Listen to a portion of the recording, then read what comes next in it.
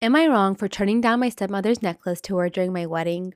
My stepmother, I use the term just for here, but to me, she's the woman my dad is married to, has always wanted a daughter. She has 4 boys with my dad. She was my dad's wife to me and my sister. We lost our mom very young, but neither of us were willing to have a second mom. We were both clear about this from the jump. This bothered her, but she just decided that she would just have babies with dad and get as many daughters as she could. Then, after boy number 4, she was unable to have more, and I remember her telling us she hated us for denying her the opportunity to be a mom to daughters. Yeah, because that's your fault, right?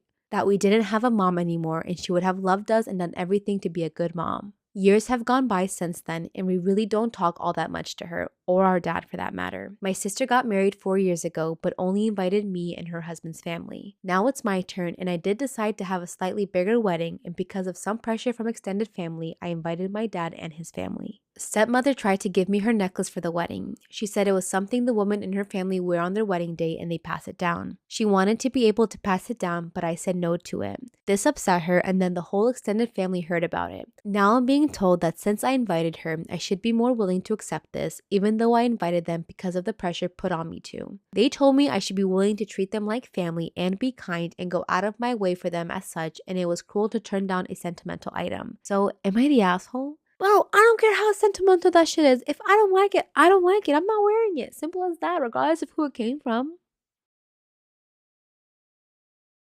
Am I in the wrong for asking my friend for a piece of chocolate?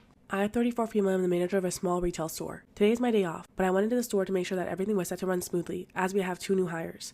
When I got there, my friend and employee Kate, 21 female, was in the back showing the other coworkers some chocolate that she got from her boyfriend. They were apparently some fancy gourmet dark chocolate truffles in a little box, and she was showing off the last one. She said that she'd eaten the others since they'd come in last Friday. A late second Valentine's Day gift apparently. I meant to eat the last one last night, but had forgotten. Here's where the issue arises. I asked Kate if I could try it.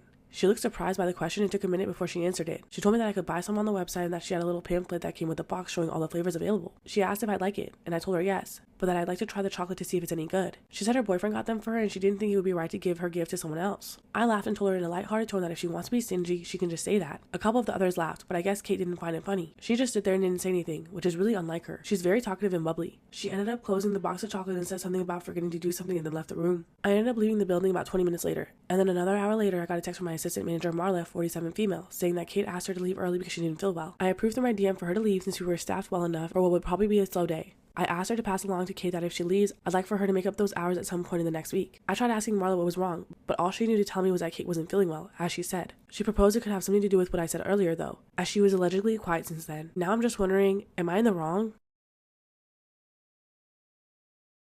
We have the original poster, and then the person that they were talking about in the post found it. I've been waiting for this day. Am I the asshole for showing up at my ex's wedding in a pretty dress? My ex and I had a peaceful divorce. We co-parent our 3 children together, and there haven't been many issues. My ex is getting married to Stephanie. I like Stephanie. She has been great with my kids and makes my ex happy. My ex invited me to their wedding, and I was happy for him. It was my day with the kids, so it made sense for me to come to the wedding, was his reasoning. When I arrived at the wedding, Stephanie thanked me for dropping the kids off and brushed me off. We had never had any issues before. I explained that I was going to stay for the reception, and she was very upset. I was confused because I assumed she knew I would be in attendance. It turned out she didn't consider that I would actually accept the invitation. I told her that I was invited, and since I took the 2-hour drive, I would be staying for the entire duration. She didn't like this response. Stephanie asked me to leave, and I stood my ground. She went on to complain about my dress upstaging hers. My ex and former mother-in-law helped her to calm down, and the wedding shortly began. I thought that was the end of it, but later in private, Stephanie accused me of trying to ruin her special day. She is convinced that I wanted to show off and make the wedding about my divorce. She said it was rude for me to not leave after the bride requested it because it was her special day. I told her that I am not responsible for her insecurities, and once again reminded her that I have no interest in stealing my ex back. Okay. I mean, for me, it's pretty straightforward. The one thing I'm still kind of grappling with is the bride asks you to leave and kind of going right directly against that is maybe a tad rude. But here's the thing. This is not just an ordinary guest. Mm-hmm. This is the mother of your stepchildren. So I think people were like, okay, your title is all about a pretty dress, right? And so people were asking what dress did you wear? Yeah. I don't care if she was dripping in Gucci. If you show up and you look, you want me to look bad on purpose? Mm-hmm. Okay, then don't invite me me to your wedding. I'll never, over my dead hot body. It's interesting. There's clearly another element here. Maybe this dress is like literally a wedding dress. I don't know. So the dress got posted. This is the dress. Okay. It's something you would wear to a military ball or... No, I see the issue now. Very wedding dress. Very wedding dress. If you made that white, you'd be like, yeah, I've seen that wedding dress a million times. My little sister had her first period. There was nobody to tell about it because I didn't live at home, and my mom was off chaperoning a school trip for one of my other siblings.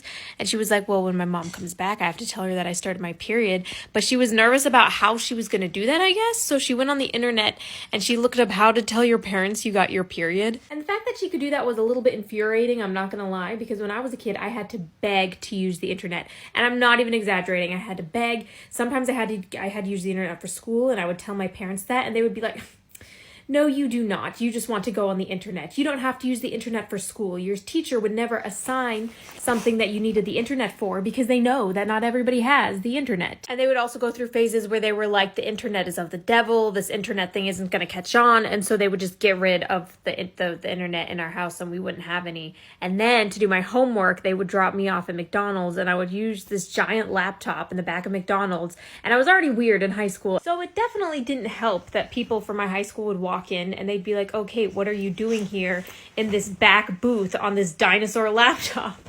And I would be like, science. So the fact that she could just go on the internet by herself when she was 11 and Google puberty related stuff is infuriating. She Googled how to tell my parents that I got my period, and WikiHow told her that in order to have a tough conversation with parents, which by the way, I don't know why this would be a tough conversation. It wasn't like she needed anything. Like this wasn't my mom's first rodeo.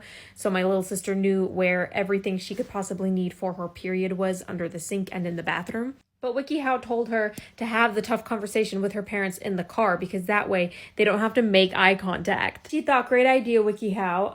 I have a better one. And when my mom got into town, my sister invited her to play a game of Hangman. And I was like, was this just a thing you guys did growing up? Did you and mom play Hangman a lot? And she was like, no, we never played Hangman before in our lives. And so she asked mom to play Hangman, and then she chose period as the word. And when my mom guessed it, she was like, oh, you got your period. And my sister said, yeah. So for any children who have free range of the internet at a very young age, apparently Hangman is a great way to break that kind of news to your parents. Am I the asshole for not letting my friend bring his service dog over? What? My male 39 friend, male 38, recently got a service dog. This dog is a diabetic alert dog. The issue arises in that he wants to bring it to my house when I host hangouts or parties. I'm not much of a dog person and really don't want it at my house. It is a breed that sheds a lot and I don't want to have to deal with dog hair in my house, and also my kids regularly play in our yard. So I really don't want them to encounter dog poop and pee. I've spent the last 10 years in this house turning it into a place my friends, family, and I could hang out.